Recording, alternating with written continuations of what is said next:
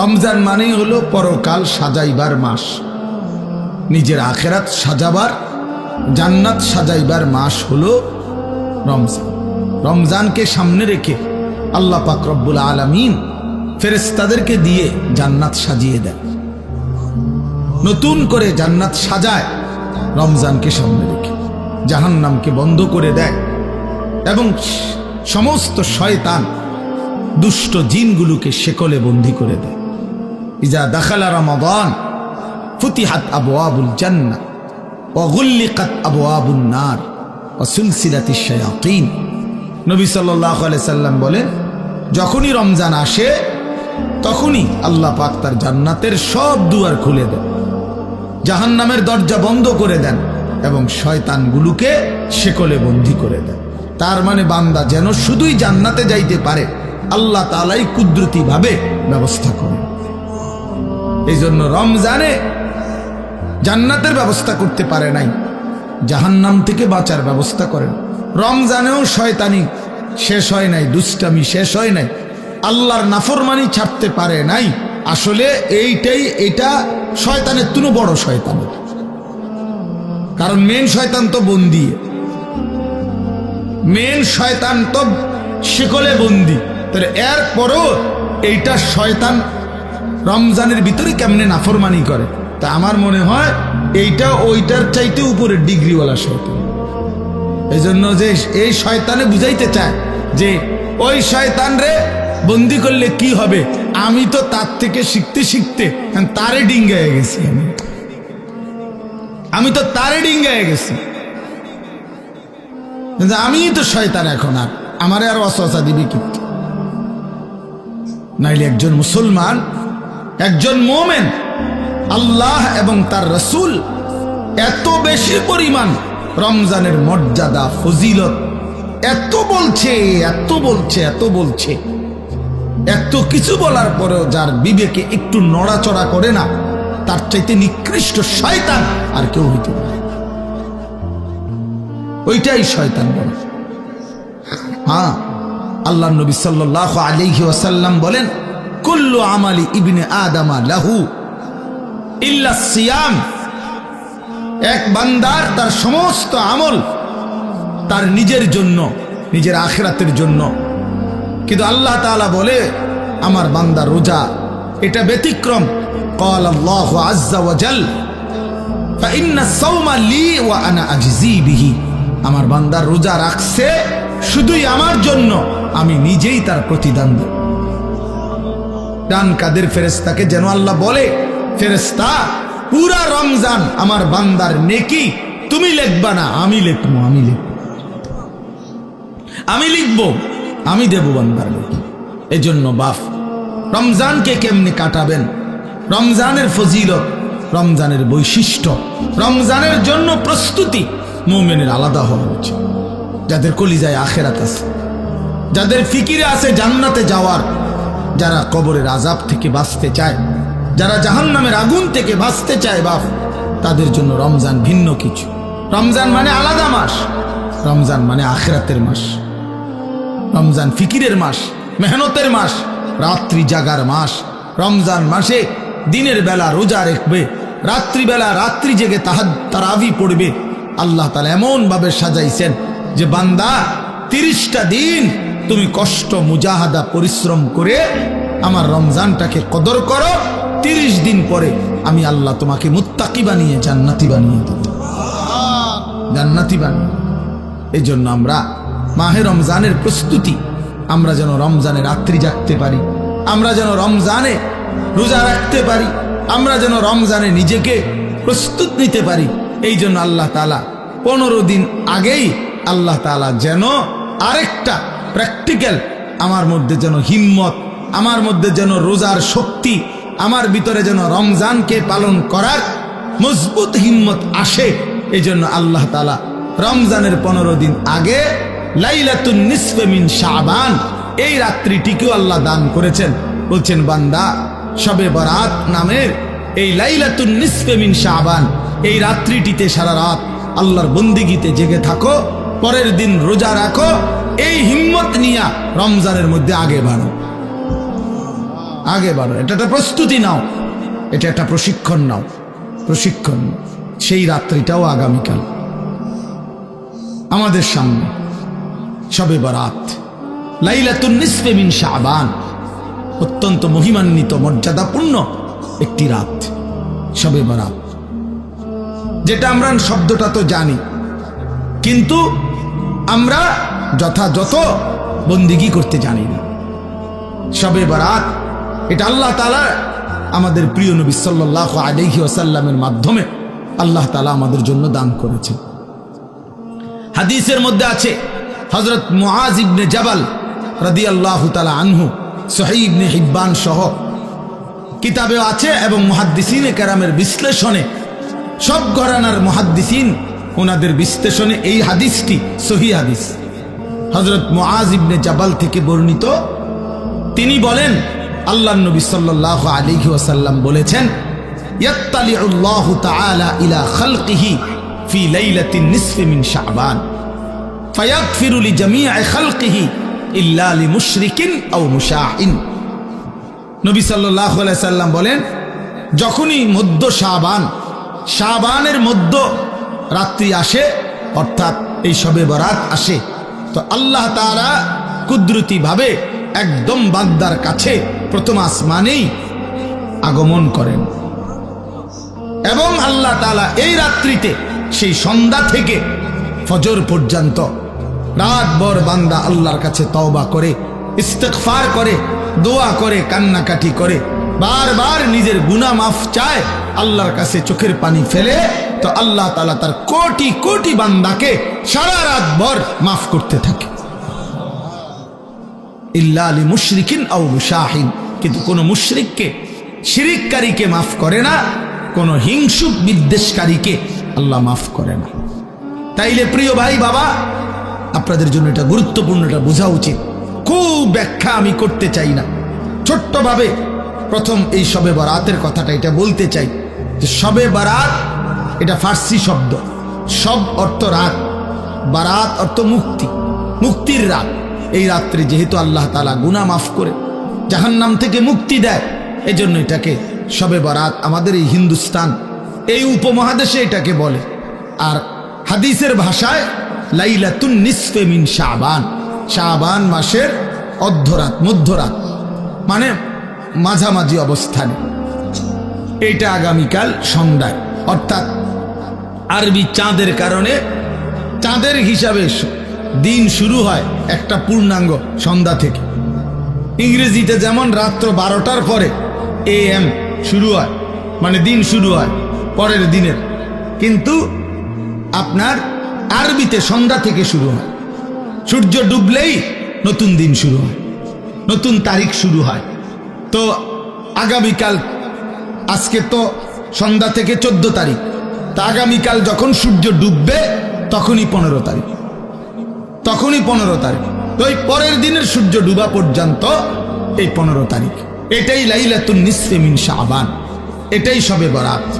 তাহলে এই শবে বরাত রাসূলুল্লাহ সাল্লাল্লাহু আলাইহি ওয়াসাল্লামের হাদিস দ্বারা প্রমাণিত, যে রাসূলুল্লাহ সাল্লাল্লাহু আলাইহি ওয়াসাল্লাম এটার ফজিলত বলছেন, যে আল্লাহ তাআলা এই রাত্রে অগণিত বান্দাকে, তওবাকারী, ইস্তিগফারকারীকে আল্লাহ মাফ করে থাকেন।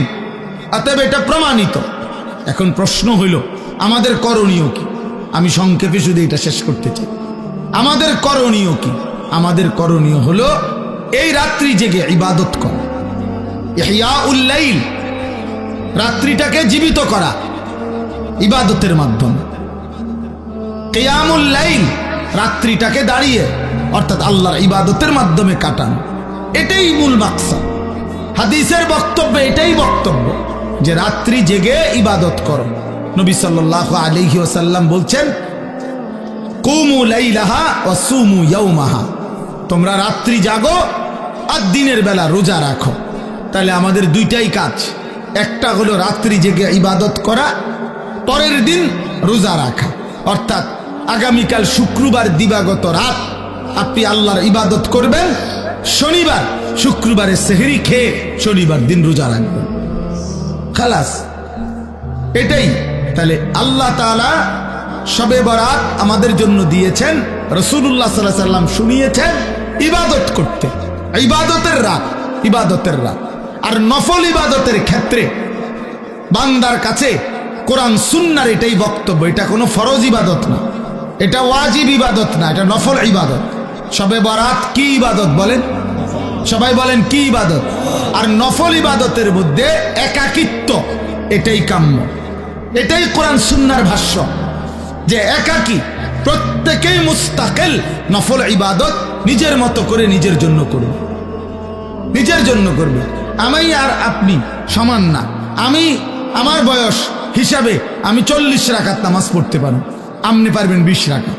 আরেকজনে 100 রাকাত নফল পড়তে পারবে সে ইচ্ছা করলে। সে তার বয়স মাত্র 20 বছর, তারেও আপনি দিলেন 12 রাকাত।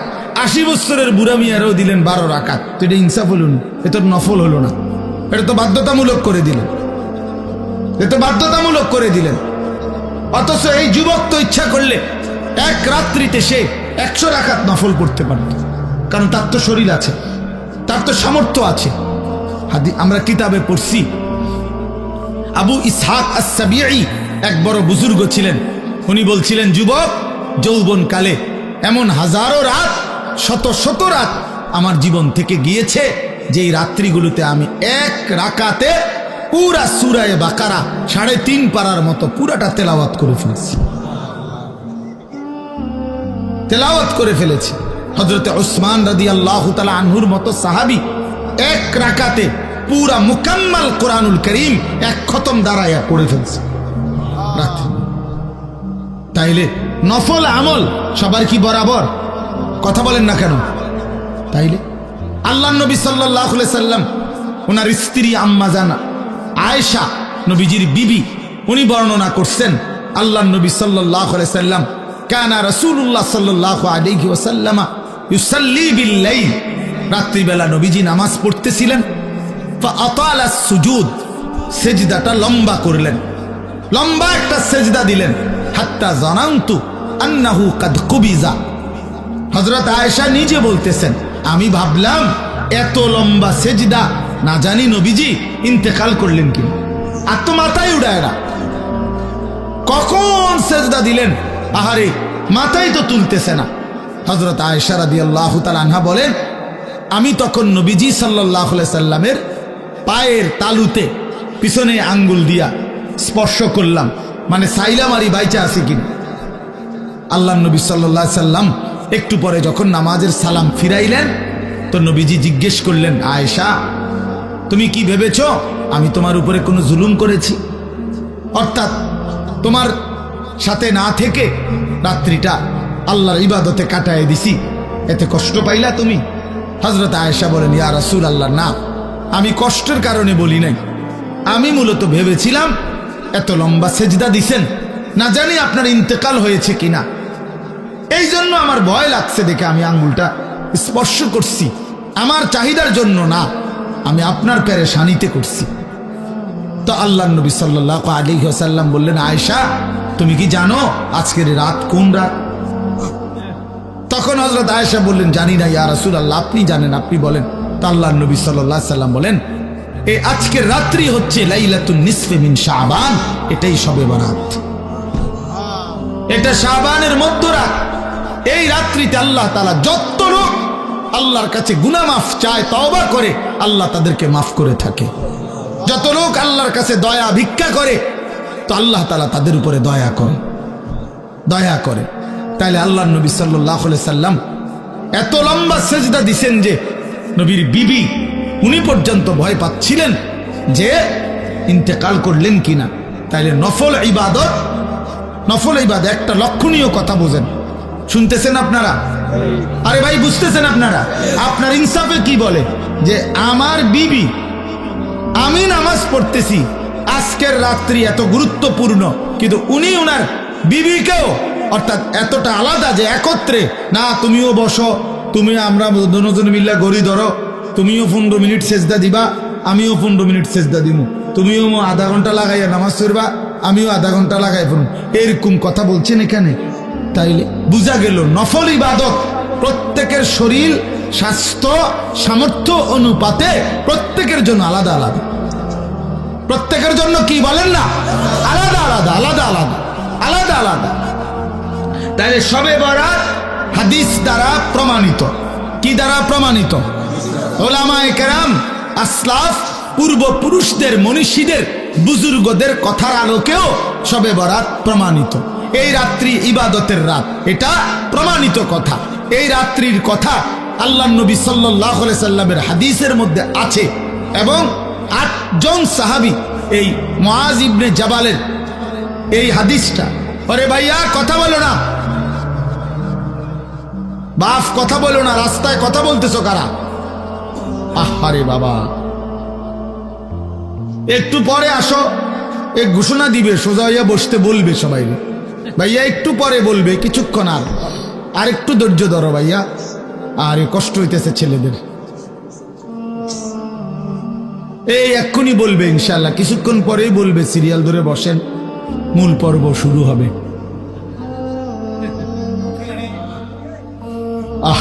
আফসুস আফসুস আফসুস জিন্দিগি, আফসুস ওই জিন্দিগি, যে জিন্দিগি কোনো ফিকির নাই। মুসলমানের সন্তান আমরা, প্রিয় ছেলেরা, বাবা, কোনো খাবারই শেষ সমাধান না, সেটা বিরিয়ানি হোক আর আরো ভালো কিছু হোক, সব কিছুরই গন্তব্য বাথরুম। এটাই তো সত্য। সেটা আরো দামি হোক কিছু খাবার, কিন্তু গন্তব্য তো বাথরুম। এছাড়া আর কি, এছাড়া আর কি? তাহলে এক মানুষের জিন্দিগির টার্গেট যদি হয় বিরিয়ানি, তো এই বিরিয়ানির পরিণতি যেহেতু টয়লেট শেষ ঠিকানা, তো তোমার জিন্দিগির টার্গেটও টয়লেটে। বাথরুম ছাড়া আর কি, টয়লেট ছাড়া আর কি? খাবে, ঘুমাবে, পেশাব করবে, বাথরুম টয়লেট সারবে, আর মাঝখানে টাইম যৌন চাহিদা পূরণ করবে, খালাস, এতটুকুই জিন্দিগি। এবার কেউ যদি, আমি সবসময় বলি, প্রতিদিন বলি এ কথা, যে জীবন শুধু এটাই বুঝছে, জীবন মানে খাবার, পেশাব পায়খানা, ঘুম আর যৌন চাহিদা, লজ্জাস্থানের চাহিদা পূরণ, এতটুকুই যে জীবন বুঝছে যে এটাই আমার জীবন, এই জীবন জানোয়ারের জীবন। এই জীবন কি? জানোয়ারের জীবন। এই জীবন কুকুরের জীবন, কুত্তার জীবন। কারণ ওই কুকুরও খায়, ঘুমায়, পেশাব পায়খানা করে, কুকুরেরও যৌন চাহিদা পূরণ হয়, এই জন্য কুকুরেরও বাচ্চা কাচ্চা হয়। তো তার যদি যৌন চাহিদা পূরণ না হতো, তাহলে বাচ্চা হয় কেন? এই জন্য কোরআনুল কারীমে আল্লাহ তাআলা বলছে, ওয়াত্তাবাআ হাওয়াহু ফামাসালুহু কামাসালিল কালব। এক নাফরমান পাপীর কথা আল্লাহ বলতে গিয়ে কোরআন শরীফের এই আয়াতে আল্লাহ বলছে, সে তার মনের চাহিদার অনুসরণ করেছে। এই বালআম বাউরা, এক কাফের, এক মুশরিক, এক পাপী, প্রথমত ইমানদার ছিল, কিন্তু মনের ইচ্ছা চাহিদার অনুসরণ করেছে। আল্লাহ বলছে, সে তার মনের ইচ্ছারও যখন অনুসরণ করলো, এবার তার উদাহরণ হয়ে গেল কামাসালিল কালব, কুত্তার মতো। কোরআন শরীফের আয়াত। লোকটা ইমানদার ছিল কিনা? ইমানদার ছিল, শতবার খাঁটি ইমানদার ছিল। যেদিন সম্পদের লোভে নিজের মনের চাহিদা মতো অনুসরণ করেছে, আল্লাহ তখন বলছে তার উদাহরণ কুত্তার মতো হয়ে গেছে, কামাসালিল কালব। এজন্য প্রিয় বন্ধু, মনে রাখো, প্রতিদিন আমি এটা বলি, ছেলেরা, বাবা, তোমার পরিচয় তুমি মিলায় নিও, আমার দরকার নেই, আমার এত সময়ও নাই। তোমার পরিচয় তুমি মিলাও, আমার পরিচয় আমি মিলাই। প্রত্যেকেই হিসাব লাগাও, হ্যাঁ, নিজেরে নিজে হিসাব করো। তুমি চালাক না বেওকুফ, তোমার বিবেককে তুমি প্রশ্ন করো। আল্লাহ তাআলা কোরআনুল কারীমে বলছেন, যে মানুষটা মনের ইচ্ছা মতো চলে, তার জীবন কুত্তার জীবন। কামাসালিল কালব, কুত্তার জিন্দেগি। এজন্য আমি সব সময় বলি, যে কপালে সেজদা নাই, ওই বেনামাজি যেগুলো, এগুলোর জিন্দেগি কুত্তার জিন্দেগি, কুকুরের জিন্দেগি। এজন্য নওজোয়ান ছেলেরা মনে রাখো, তোমাদের যাদের কপালে সেজদা নাই, তোমার জীবন কুত্তার জীবন। খাও, বিরিয়ানি খাও, খিচুড়ি খাও, কোনো অসুবিধা নেই, অসুবিধা। যার যার বাড়িতে টয়লেট তো আছে, খাইবা না, বাথরুম তো আছেই, ভাত খাও। যা মুখে অর্জন করলা তা বাথরুমে ক্লিয়ার করে দিল, খালাস। তো আর অর্জন করি জীবনে, এ তো গেল গাই। এই জন্য আমরা এটা বোঝা উচিত, আমাদের এটা ফিকির থাকতে হবে। আমরা মুসলমান, মুসলমানের 10 বছরের বাচ্চাও দামি, মুসলমানের 6 বছরের বাচ্চাও দামি, মুসলমানের 60 বছরের বুড়া মানুষও দামি, মুসলমানের 1 সেকেন্ড দামি, মুসলমানের 1 মুহূর্ত দামি। আমার প্রতি মিনিটের হিসাব হয়, আমার প্রতি মুহূর্তের হিসাব হয়, আমার প্রতিটা নিঃশ্বাসের হিসাব হয়।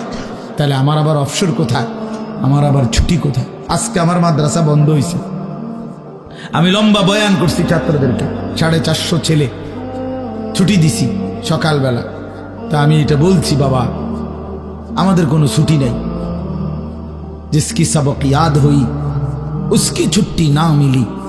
আমাদের বুজুর্গরা এটা বলে, যারা আখিরাতের সবক মুখস্থ হইছে, যে কলিজার মধ্যে এটা মুখস্থ হইছে যে আমারে মরতে হবে, আমারে জান্নাতে যাইতে হবে, আমারে কবরের আযাব থেকে মুক্তি পেতে হবে, জাহান্নামের আযাব থেকে মুক্তি পেতে হবে, তার আবার ছুটি কিসে? আমি ছুটি কাটাইলে হবে না, আমারে বাড়িতে থাকলেও ফজরের নামাজ পড়তে হবে, মাদ্রাসায় থাকলেও পড়তে হবে, বাজারে থাকলেও পড়তে হবে, বিমানে থাকলেও পড়তে হবে। আমার আবার ছুটি কি? আমার কোনো শুক্রবার নাই, আমার কোনো 21শে ফেব্রুয়ারি নাই, আমার কোনো 16ই ডিসেম্বর নাই, আমার কোনো 26শে মার্চ নাই, আমার কোনো ছুটি নাই। আমার প্রতিদিনই ডিউটি, আমার নামাজ প্রতিদিনই, আমি হালাল পথে চলতে হবে প্রতিদিনই, আমার চরিত্র হেফাজত করতে হবে প্রতিদিনই, কারণ আমার কলিজার মধ্যে এটা বুঝে আইছে যে আমার আখিরাত আছে, আমার পরকাল আছে, আমাকে মরতেই হবে। অতএব জিসকি সবক ইয়াদ হই উসকি ছুটি না মিলি। যার সবক ইয়াদ হইছে মানে আখিরাতের পড়া মুখস্থ হইছে, আখিরাত কলিজার মধ্যে ঢুকছে, তার আবার ছুটি নেই, তার ছুটি। ছুটি হলো নাফরমানের, যে মনে করছে আমি এখন মুক্ত স্বাধীন, আমার আব্বা যেহেতু আমার কিছু বলে না, আমি নারী দেখতে থাকি, আমার মা যেহেতু আর কিছু বলে না, আমি এখন ছবি দেখতে থাকি, আমার গ্রামবাসী কেউ আমারে ডাকে না। আহ, তোমারে কেউ ডাকে না বাবা, তোমার চুল জানোয়ারের মতো, তোমার চুল বেঈমানের মতো, তুমি পেশাব করে টয়লেটে ঢিলা কুলুক টয়লেট পেপার ব্যবহারের গুরুত্বও নাই, পাক নাফাকের ধার ধারণা। নিজের মাকেও দেখো, মানুষের বেডিরেও দেখো, আপন বোনকেও দেখো, রাস্তার মেয়েকেও দেখো। আহ, ওই দেখেন, ওই ওরা কথা বলতেছে। মানে কিছু ছেলে থাকেই অসভ্য, যে শক্ত অসভ্য, মানে এটা একবারে শক্ত।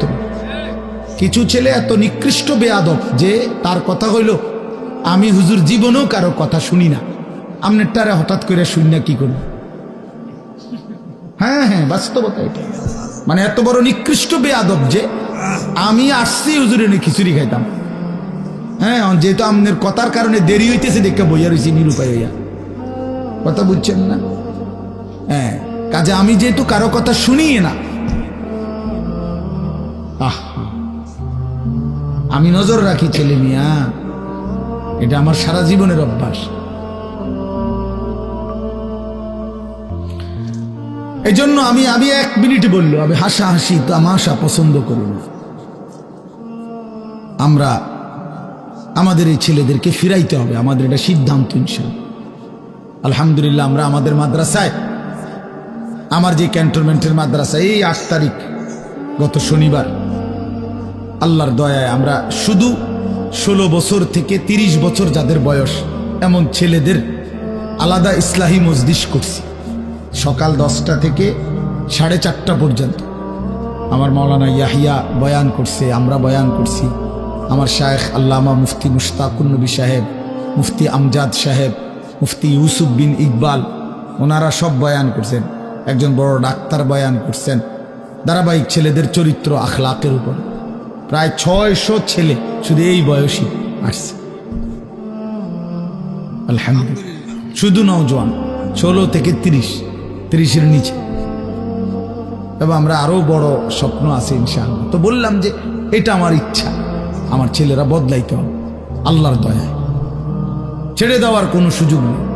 আজকে অভিভাবকরা সন্তানকে ছেড়ে দিস, 16 বছরের একটা ছেলেকে এবারটা নিয়ন্ত্রণ করতে পারে না। এবার একটা বাপ হয়েছে, বেটা অপদার্থ কথা কার বেটা আইসে দুনিয়াত বাত কত ডিয়ার বন খাইতো আর বিড়ি খাইবে গপ মারে ফালতু।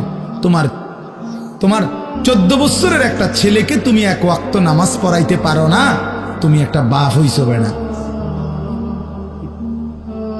তোমার 14 বছরের মেয়েটাকে পর্দানসীন চরিত্রবান বানাইতে পারলা না, তুমি একটা মা হইছো। ফালতু কোথাকার, জিন্দেগি বুঝেই না। বাপের কলিজার মধ্যেও দুনিয়া, সন্তানের কলিজার মধ্যেও দুনিয়া, হিসাব হইল এটাই আসল। বাপেও বিড়ি খায়, ফুতেও বেডি চায়, আর কি তা এক ডকের। বাপে চা দোয়ানে বইয়া টেলিভিশন চায়, ফুতে অসৎ বন্ধুদের সাথে একসাথে বসে মোবাইল চায়। খালাস, বরাবর সওয়া সওয়া বরাবর। যার কারণে বাপেও বুঝে আমার সন্তানের ডাক দিয়ে লাভ হইতো না, আমি ডাক দেব কেন?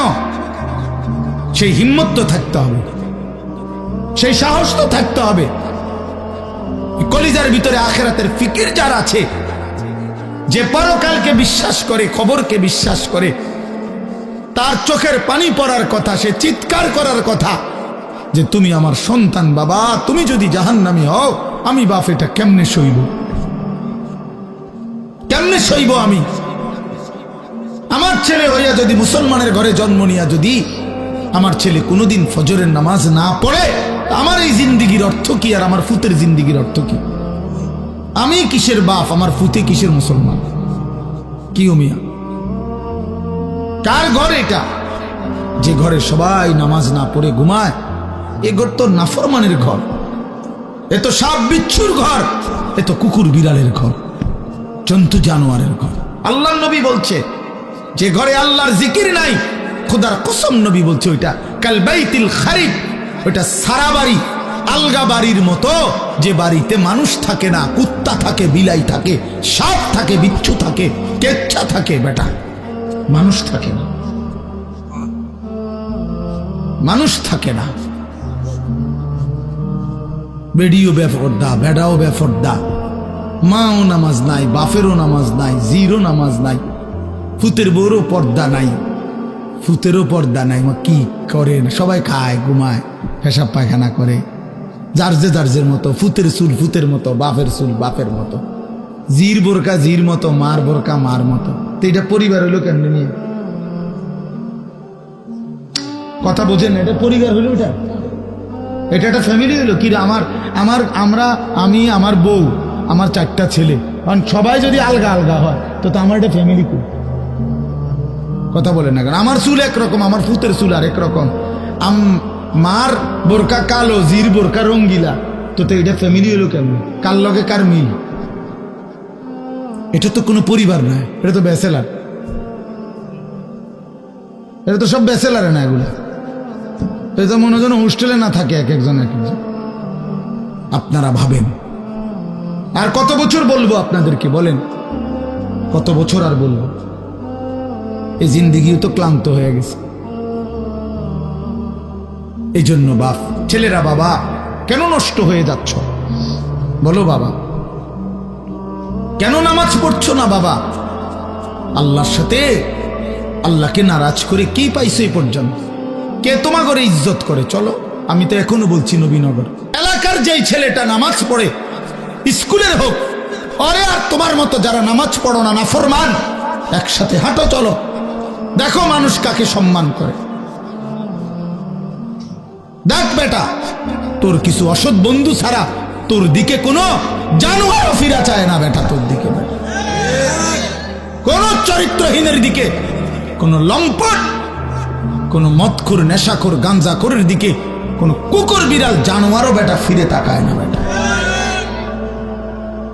আমি আমাদের বাংলাদেশের একজন বড় বুজুর্গ আলেম আছেন, ওয়াইস হযরত মাওলানা মুফতি নজরুল ইসলাম কাসেমি, অনেক সুন্দর বয়ান করে, দরদ মাখা বয়ান।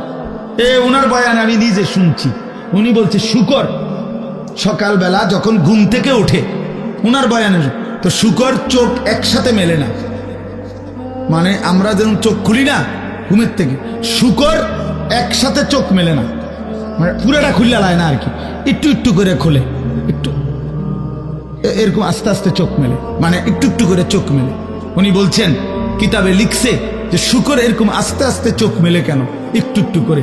শুকর বারবার বলে এই চোখ মেলবার সময়, আল্লাহ আমারে কোনো বেনামাজি কোনো নাফরমান যেন আমার চোখে না পড়ে, এই জন্য আস্তে আস্তে চোখ মেলে। আপনার কোনো নাফরমান বেঈমান যেন আমার নজরে প্রথমেই না পড়ে, এই জন্য সে আস্তে আস্তে চোখ মেলে। আমি হুজুরের বয়ানে শুনছি তোমাকে শুকরে ঘৃণা করে, কুকুরে ঘৃণা করে। তাহলে বলো বাবা, নেন নেন পানির জগ নেন, মগ এটা নেন।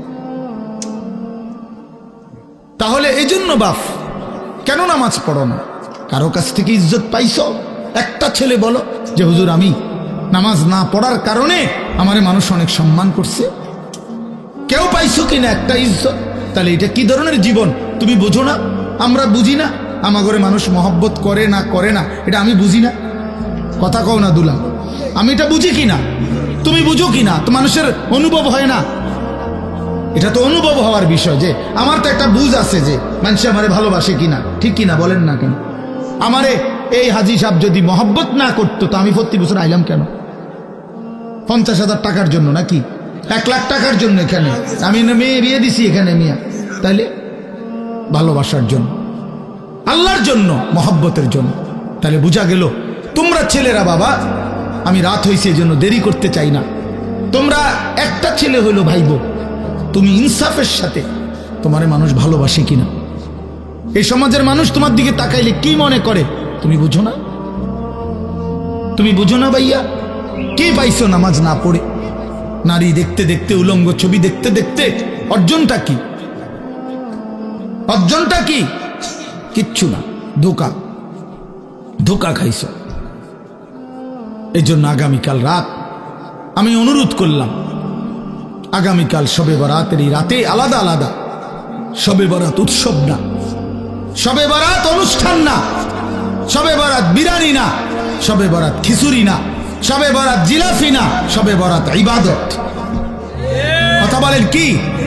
সবাই বলেন কি? এটা ইবাদত বেটা, ইবাদতের জন্য, এটা নফল বন্দেগীর জন্য। প্রত্যেক বছর আপনারে এশার নামাজের পরে 2 ঘন্টা প্রতি বছর শবে বরাতে আপনারে 2 ঘন্টা দইরা একবারে লাফাইয়া আপনারে ওয়াজ করে সুর দিয়া গাইয়া দুইল্লা বুঝাইলাম শবে বরাত, যে বুঝছেননি? হ্যাঁ বুঝছে, ঠিক ঠিক ঠিক কিনা? ঠিক ঠিক ঠিক ঠিক কিনা? কিটা ঠিক কিনা? বুঝছে শবে বরাত, বুঝছে। তা হুজুর এবার মুনাজাত দিয়া দেন, সবাই 4টা জিলাফি দিয়া দেন, হ্যাঁ শবে বরাত বুঝছে, ওটা বাইর গিয়ে শুয়ে লাইছে। তো আপনারা তো যে 30 বছর ধরে প্রত্যেক বছর এসার পরে শবে বরাত এটা বুঝাইতেই আছে, তো আপনি অনও বুঝছেন না, এটা এখনো বুঝছেন না। আপনি আমল করবেন তাহলে কোন বছর শুরু করবেন? কোন বছর? আপনার প্রত্যেক বছরে ওয়াজে কইতে বিটা, আমার কথাটা বুঝছেন নি আপনি? আপনি এটা বুঝছেন না, তাতে এটা না বুঝার কি আছে? বলেন চাচা, এটা না বুঝার কি আছে? সহজ কথা, যে সন্ধ্যা থেকে নিয়ে ফজর পর্যন্ত আপনি আল্লাহর ইবাদত করবেন, ঠিক আছে না কথা? কতক্ষণ জিকির করবেন, কতক্ষণ তেলাওয়াত করবেন, কতক্ষণ বারবার দোয়া করবেন, বারবার 2 রাকাত, একবার 4 রাকাত, একবার 12 রাকাত, একবার 6 রাকাত, আবার কাঁদেন, আবার দোয়া করেন, প্রয়োজনে একটু বিশ্রাম করেন, রাত্রিবেলা সেহরি খান, তাসবিহ পড়েন, আল্লাহর কাছে দফায় দফায় দোয়া করেন। বান্দা, নবীজি বলছে উম্মত দোয়া করে কখনো ক্লান্ত হইও না।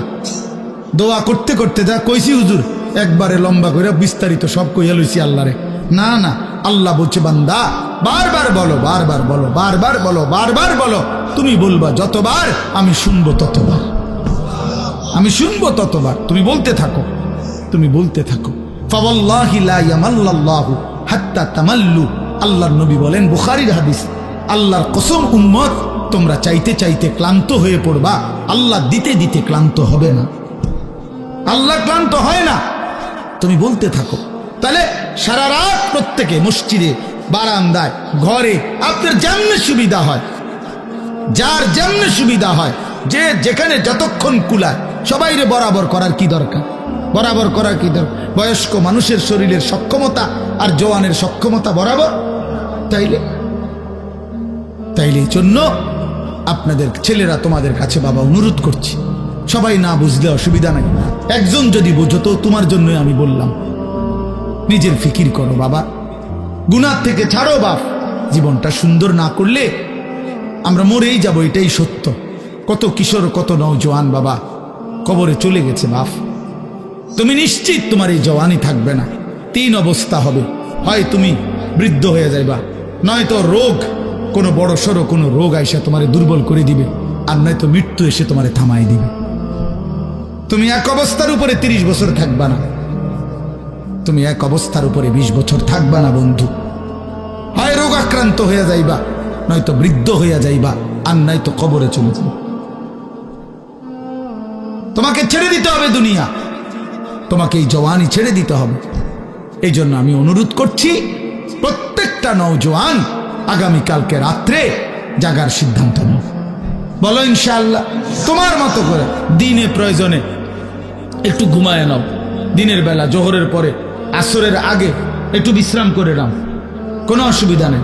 রাত্রি যাতে জাগা যায়, মানে রাত্রি একটু বেশি জাগবার আশায় দিনে একটু বিশ্রাম করে নেন।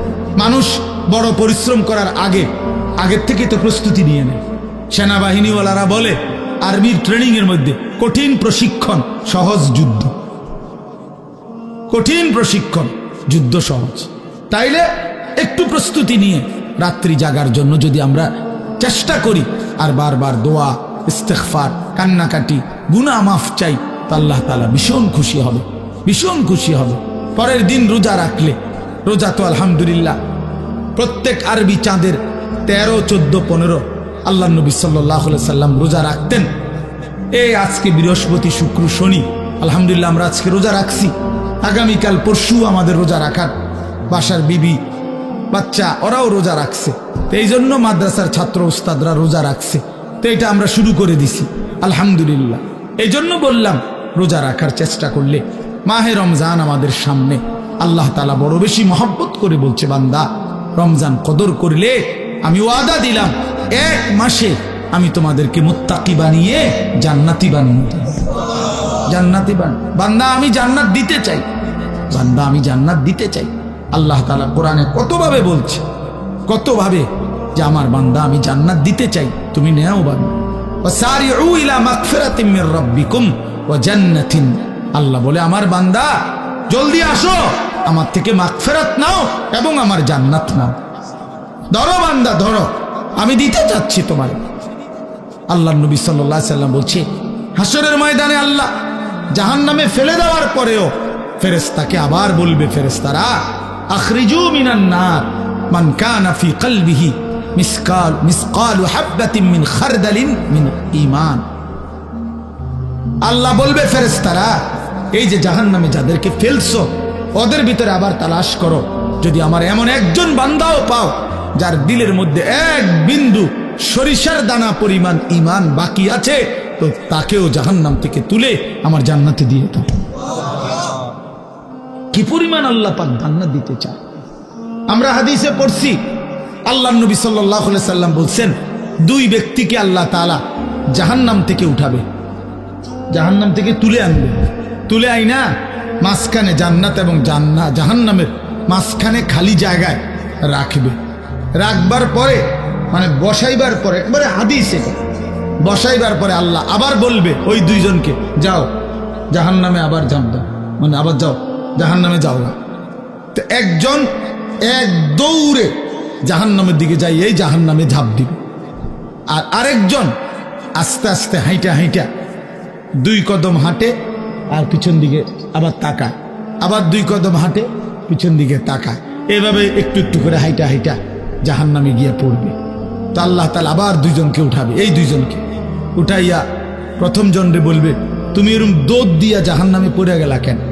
সে বলবে, মাওলা জীবনভর আমি আপনার নাফরমানি করেছি, আপনার কথা মানি নাই বলেই তো আমি জাহান্নামী হয়েছি। আজ যখন আপনি আমারে জাহান্নাম থেকে তুলে ওই মাঝামাঝি জায়গাতে রাখছেন। রাইকা আবার যখন কইছেন জাহান্নামে যাইতে, পড়তে, লাফ দিতে, তো এটাও তো আপনার একটা হুকুম। চিন্তা করছি জীবনে কোনো হুকুম না মাই নেই, তো জাহান্নামী হইলাম, তা আজকে একটা হুকুম মানি। আর এই জন্য আপনার হুকুম মানার জন্য জাহান্নামে গিয়ে লাফ দিলাম। আল্লাহ বলেন আমিও তোকে মাফ করে দিলাম, চাহ জান্নাতে। এইবার আল্লাহ তাআলা বলবে দ্বিতীয় জনকে, তুমি এরম করলা কা, তুমি কি তা জানে পিছিয়ে পিছিয়ে কি চাইলা? তো সে বলবে মাওলা আমি তো জাহান্নামী, আমার আযাব তো হচ্ছিলই, তো আপনি যখন আমার এই জাহান্নাম থেকে তুলে এই খালি জায়গায় আইনা বসাইলেন, আমি ভাবছি আপনার মায়া লাগছে, আমারে দয়া করবেন, আমি মনে করছি আমারে মাফ করে দিছেন বা মাফ করে দিবেন, এই জন্য উঠাইয়া আনছি।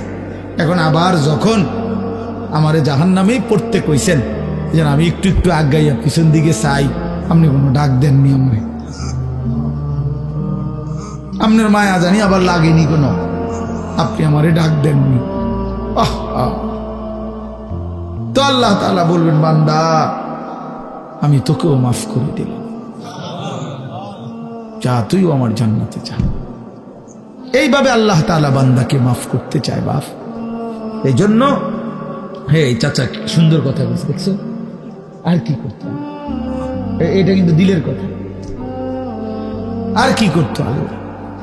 প্রিয় নওজোয়ান, আমরা মুসলমান, আমরা মুমিন, আমাদেরকে আল্লাহ জান্নাত দিতে চায়, মাফ করতে চায়, জাহান্নাম দিতে চায় না। আমাদের নবী সাল্লাল্লাহু আলাইহি সাল্লাম বলছেন উম্মত আমি তোমাদেরকে জাহান্নাম থেকে কিভাবে বাঁচাইতে চাই। নবীজি একটা উদাহরণ দিছে, ওয়া আনা আখিযুম বিহুজাজিকুম। আপনার দিকে আসেন একটু আজ্ঞা, এখানে বসেন না, আজ্ঞায় বসেন। মানে কেউরে যদি আমি ফিরাইবার জন্য যে হাতে ধরে বললাম ভাই আইয়ালাম তুমি যাইও না ওইদিকে, তো সে বলে টান দিয়ে হাত ছাড়াইয়া ফেললো, বুঝেন নাই? এবার আমি তারে বললাম যে ভাই কাঁধে হাত দিয়ে, ভাই ভাই ভুল করো না, আগুনের দিকে যাইও না, আও তুমি ফিরে আসো।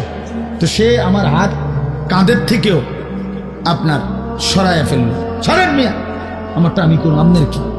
তো আমার হাতে ধরা হাতও কি করে দিল, ছুড়ে দিল, ফেলে দিল, কাঁধে রাখা হাতও ফেলে দিল। এবার আমি যদি তার কোমরে জড়াইয়া ধরি যে না ভাই আমি আপনার আগুনে পড়তে দিব না, আমি বাইচা থাকতে আপনারে জাহান্নামে পড়তে দিব না, আপনাকে বরবাদ হতে দিব না, আমি কোমরে জড়াইয়া ধরেও যদি টানাটানি করি, এবার সে চাইলেই আমার থেকে ছুটাটা তার জন্য কঠিন, কঠিন না? মানে কোমরে জড়াইয়া ধরলে ছুটা আলগা হওয়া কঠিন কিনা? এই আল্লাহর নবী কসম বাবা, নবীজি বলছে উম্মত আমি তোমাদের প্রত্যেককে চাচ্ছি এইভাবে কোমরে জড়াইয়া ধরে ধরে জাহান্নাম থেকে বাঁচাও। ওয়া আনা আখিযুন বিহুজাজিকুম।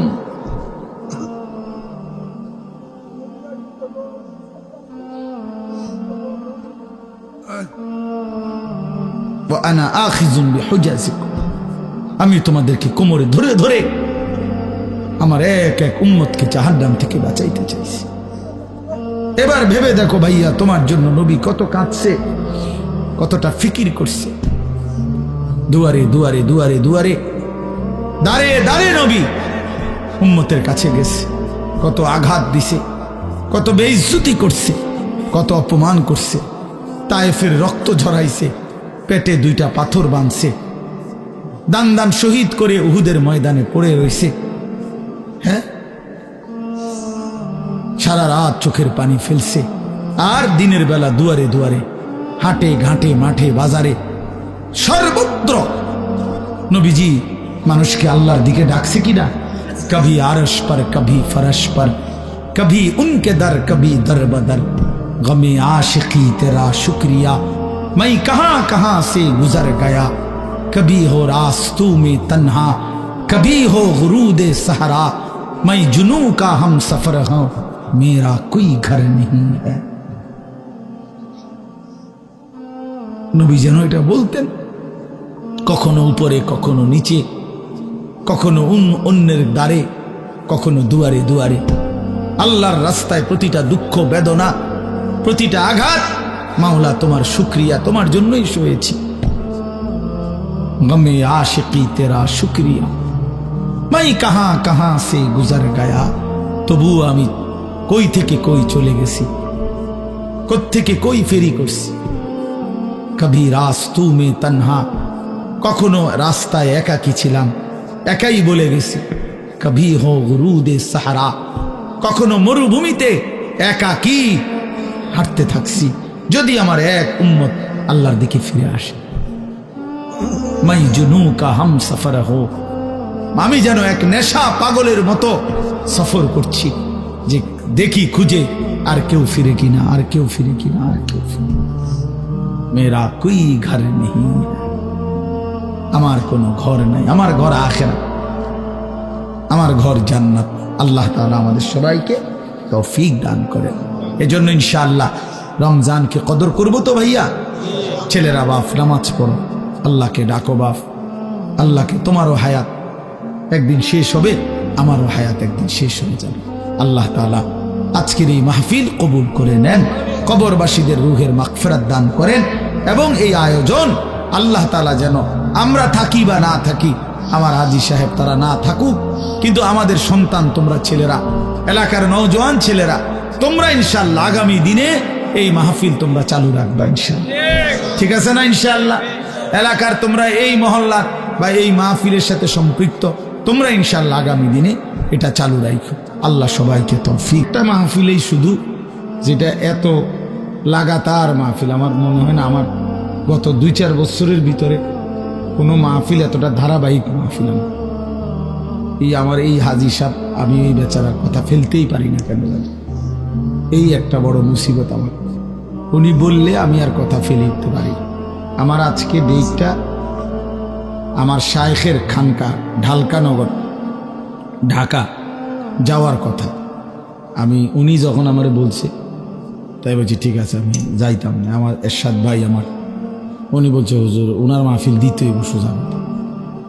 এখন আসছে এরশাদ ভাই আমাদের সাথে। তা এই একটা সাংঘাতিক ভালোবাসার বিষয়। যাই হোক, তো বলতেছিলাম মঞ্জিল চিনা, গন্তব্য চিনা, টার্গেট থাকা, লক্ষ্য থাকা, এটা সুস্থ স্বাভাবিক মানুষের পরিচয়। যে অসুস্থ, যে মাতাল পাগল, তার কোনো গন্তব্য নেই। কোথায় গিয়ে থামবেন কি জানি, কত টাকা রোজগার করলে আপনি তৃপ্ত হবেন জানা নাই, জানা নাই। এই জন্য দুনিয়া তৃপ্ত হওয়ার জায়গা না। আমাদের মঞ্জিল, আমরা মুমিন, আমাদের ঈমান, আমাদের ঈমানের ওই পিঠে জান্নাত। আমরা মুসলমান, আমরা মুমিন, অতএব আমাদের গন্তব্য জান্নাত।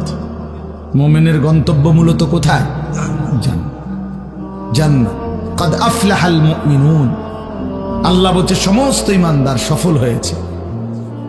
ঈমানদার সফল, আর সেই সফলতার গন্তব্য কোথায়? আল্লাযীনা ইয়ারিসুনাল ফিরদাউসা হুম ফিহা খালিদুন।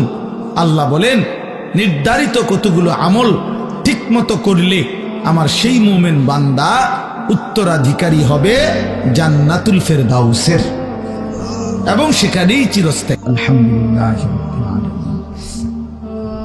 আল্লাহুম্মা আনতাস সালাম ওয়া মিনকাস সালাম, তাবারাকতা ইয়া যাল জালালি ওয়াল ইকরাম। মাওলাই করিম আপনি মাফ করে দেন, আপনি মাফ করে দেন, আপনি মাফ করে দেন। আয় আল্লাহ আপনি মাফ করে দেন, পেছনের সব গুনাহ মাফ করে দেন, সব গুনাহ মাফ করে দেন।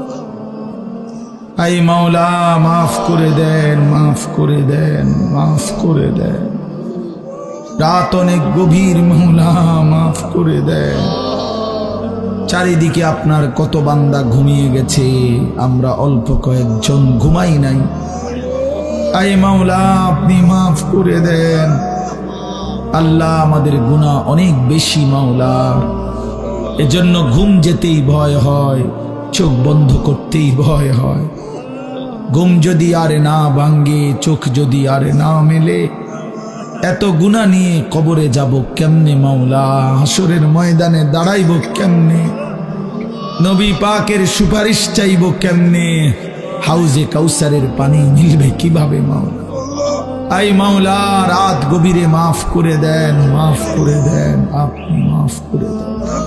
আযাব দিলে আপনার কোনো লাভ নাই, মাফ করে দিলে আপনার কোনো ক্ষতি নাই, মাফ করলে আপনার কমবে না, মাফ না পেলে আমাদের উপায় থাকবে না। আপনি ছাড়া আশ্রয় নাই, আপনি ছাড়া ঠিকানা নাই। আপনি তাড়িয়ে দিলে আমরা কোন দুয়ারে যাব মাওলা? আপনি ফিরায়া দিলে ভিখারি যাবে কোথায়? আমরা যে আপনারই গোলাম, ভুল করেছি তো আপনার কাছেই করেছি, এখন আপনার কাছেই ফিরে এসেছি মাওলা। রাত গভীরে তওবা করলাম, আপনি মাফ করে দেন, আপনি মাফ করে দেন, আপনি মাফ করে দেন, আপনি মাফ করে দেন। হাসবুনাল্লাহু ওয়া নি'মাল ওয়াকিল, নি'মাল মাওলা ওয়া নি'মান নাসির। লা ইলাহা ইল্লা আনতা সুবহানাকা ইন্নী কুনতু মিনাজ জালিমিন, ইন্নী কুনতু মিনাজ জালিমিন।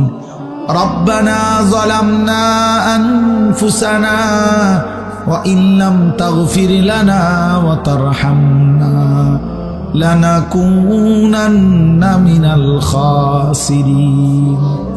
রব্বানা আতিনা ফিদ দুনিয়া হাসানা ওয়া ফিল আখিরাতি হাসানা ওয়া কিনা আযাবান নার। রব্বিরহামহুমা কামা রব্বায়ানি সগীরা। আল্লাহ মাকে মাফ করে দেন, বাবাকে মাফ করে দেন। কত লক্ষ মাইল দূরের খবর মোবাইলের মাধ্যমে 1 মিনিটে নেওয়া যায়। আল্লাহ চোখের সামনে কবরস্থান মাওলা, কিন্তু একটা বারও জানলাম না মা কেমন আছে মাওলা, আমার বাপ কেমন আছে কবরে জানি না মাওলা। আপনি বাপের কবরে আযাব দিয়েন না, মায়ের কবরে আযাব দিয়েন না, মারে কষ্ট দিয়েন না, বাপরে কষ্ট দিয়েন না। আব্বা মার কবর নূরে নূরে ভরপুর করে দেন, আব্বা মার কবরের আযাব মাফ করে দেন। আল্লাহ সমস্ত কবরবাসীদেরকে মাফ করে দেন, কিয়ামত পর্যন্ত কবরের আযাব মাফ করে দেন, কবরগুলোকে জান্নাতের টুকরা বানিয়ে দেন, কবরে আর জান্নাতে সংযোগ করে দেন। আমরা যারা বেঁচে আছি আমাদেরকে ঈমান আমল দান করেন, ইজ্জত আফিয়ত দান করেন, তাকওয়া তাহারত দান করেন, হিম্মত ইস্তেকামত দান করেন, সেজদাওয়ালা কপাল বানিয়ে দেন, কাঁদনেওয়ালা চোখ বানিয়ে দেন, জিকিরওয়ালা জবান বানিয়ে দেন, মোহব্বতওয়ালা দিল বানিয়ে দেন, বন্দিগিওয়ালা জিন্দিগি বানিয়ে দেন। আল্লাহ আগামী জীবন কাজে লাগাবার তৌফিক দেন। আল্লাহ কলিজার সবটুকু দিয়ে ফরিয়াদ করি, রমজান পর্যন্ত হায়াত ভিক্ষা দেন। রমজান দেখা যায় মাওলা, রমজান শোনা যায় মাওলা, আপনি রমজান পর্যন্ত হায়াত দেন। রমজানকে সামনে রেখে এতটা কাছে এনে কবরে দিয়েন না, আপনি বঞ্চিত কইরেন না, মাহরুম কইরেন না। আল্লাহুম্মা বারিক লানা ফি রাজাব ওয়া শাবান ওয়া বাল্লিগনা রমাদান ওয়া বাল্লিগনা রমাদান ওয়া বাল্লিগনা রমাদান। আল্লাহ আমার বাবা চাচাদেরকে মাফ করে দেন, আমার জওয়ান যুবক ছেলেগুলোকে মাফ করে দেন।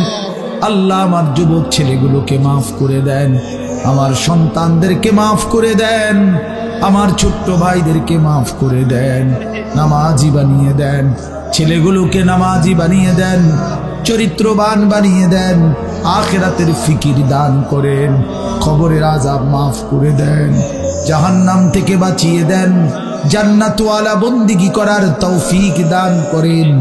আল্লাহ সমস্ত কবরবাসীকে মাফ করে দেন, আল্লাহ মাফ করে দেন। যে যাকে হারিয়েছি মাওলা প্রত্যেকের কবরবাসীকে মাফ করে দেন, মাফ করে দেন। আমরা যারা বেঁচে আছি আমাদেরকেও মাফ করে দেন। এই মাহফিল খানা কবুল করে নেন, আগামী দিনেও কায়েম দায়েম করে দেন। আল্লাহ আমরা থাকি বা না থাকি, মাহফিল যেন টিকে যায়, মাহফিল যেন থেকে যায়।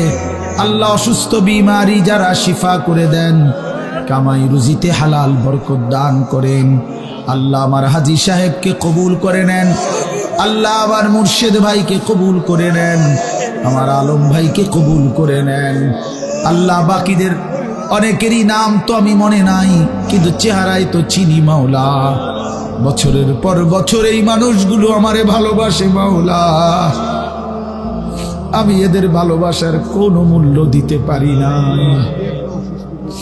আল্লাহ আল্লাহ হাফেজ আলেম সন্তানদেরকে বানিয়ে দেন, অসুস্থ বিমারি যারা শিফা করে দেন, প্রত্যেকের কামাই রুজিতে হালাল বরকত দান করেন।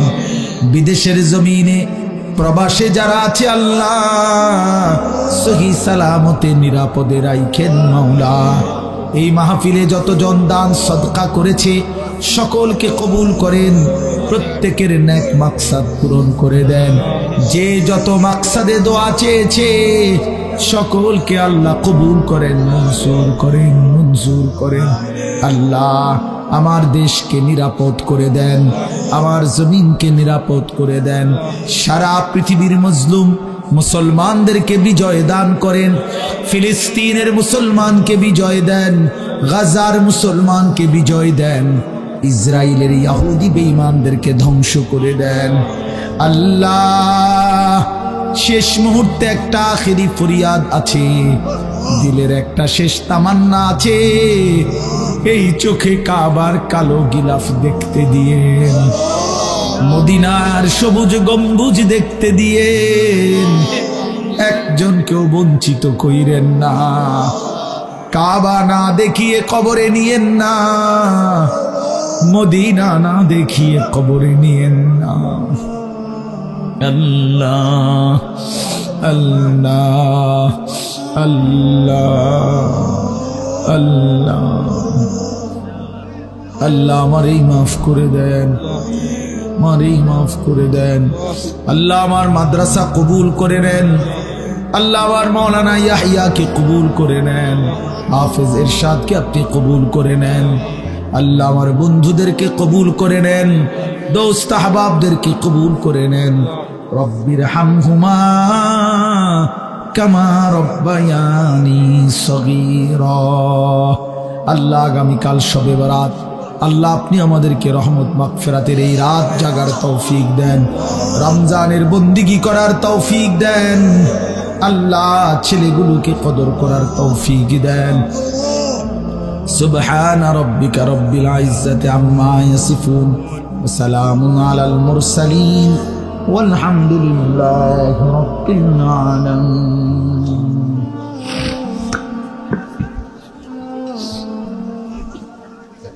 বাকি লোক হাল ধরবে তো কথা বলবো, কথা বলবো তো দিছে দিছে দিয়ে দিছে বেশি নেই।